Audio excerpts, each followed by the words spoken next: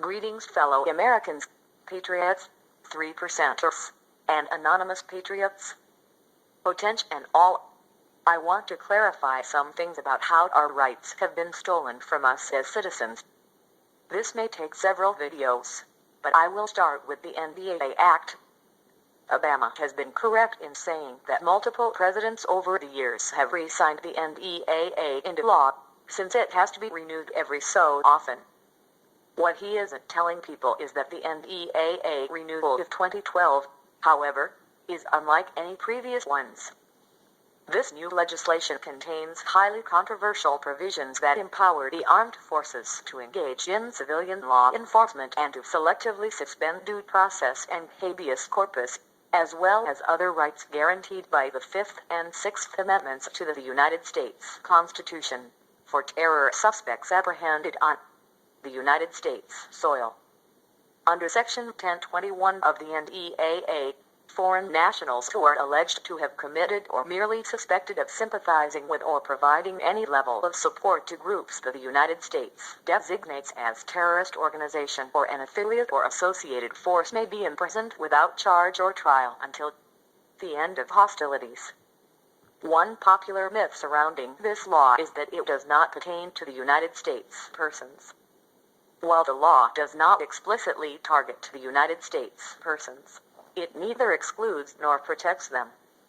Regardless of whether or not this law is interpreted as applying to the United States persons, by specifically targeting foreign nationals, the NDAA violates the Equal Protection Clause of the 14th Amendment, which guarantees that all people be treated the same under the law. Therefore, any way you slice it, this law is unconstitutional. I think you need to hear a bit of a history lesson. You need to hear something about the men and women of the United States military. I think you need to rethink some things about current events. Our nation was born of rebellion. Brave men stood up and pledged their lives, their fortunes, and their sacred honor to the cause. The cause of rebellion. The cause of throwing off the yoke of tyranny and oppression. Why did they make this oath?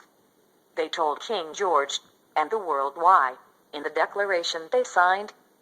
The Declaration of Independence stated that men were born free, endowed by a creator with inalienable rights. That ultimate liberty was the inherent state of man. Government didn't give them rights, and could not rightly take them away. On the contrary, the power of the government was only by the consent of those being governed. They stated that King George had committed numerous abuses and usurpations of power that made it their sacred duty to throw off the yoke of his government, and create for themselves their own. They listed 21 of those abuses and usurpations, and now our own government commits at least 16 of them on a regular basis. Our government, like King George, usurps power that is not their own. Presidents pass executive orders and pretend that they are law. It used to be a few, 2 or 3 in a term, but George W. Bush passed 63 of them in 8 years. Barack Obama has been in office less than 6, and has passed over 1,000. The Supreme Court is supposed to interpret, not pass laws. They are specifically forbidden to legislate from the bench. But they do it on a regular basis. 16 of 21 abuses and usurpations that King George was accused of, our government does daily. The Founding Fathers wrote a constitution for us, to be the highest law of the land.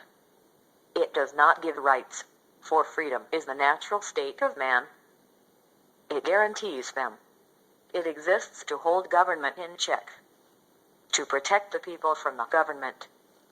Not one colony would ratify the Constitution until it did list some specific rights of the people, and decree that the United States government could never infringe on those rights. And so we got the first 10 amendments, called the Bill of Rights. Out of those 10, our government completely ignores at least 6 of them.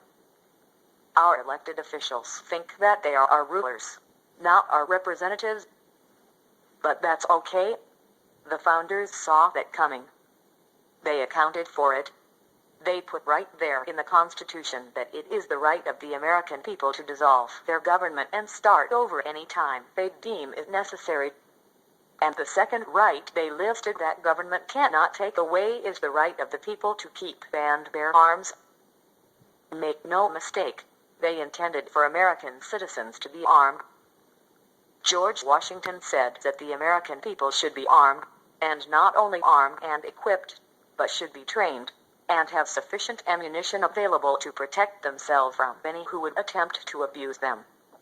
This includes their own government. They absolutely saw it coming.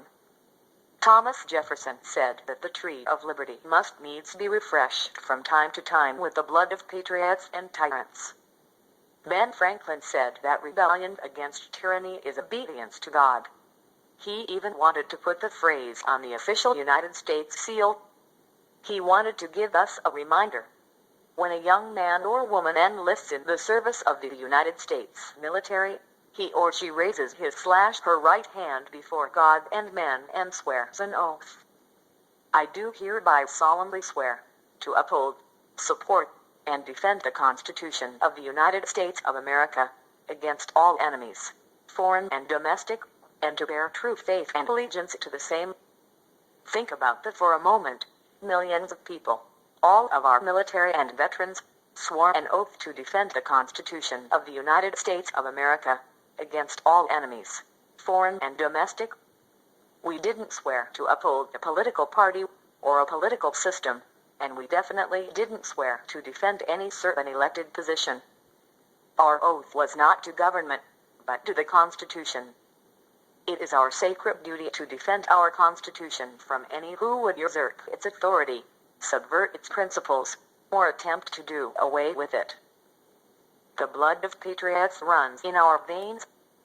We have something worth defending, worth fighting for if need be. And we have sworn an oath to do so.